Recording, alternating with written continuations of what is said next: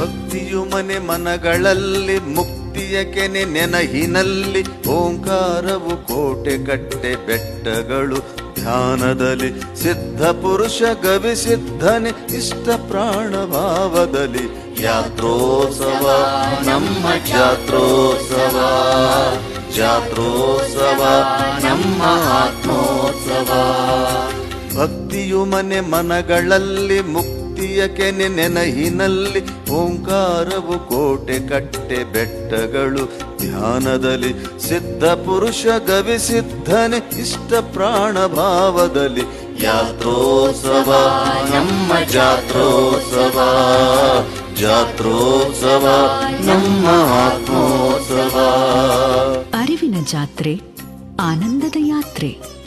ದಕ್ಷಿಣ ಭಾರತದ ಕುಂಭಮೇಳವೆಂದು ಪ್ರಸಿದ್ಧಿಯಾದ ಕೊಪ್ಪಳದ ಶ್ರೀ ಗವಿಸಿದ್ದೇಶ್ವರರ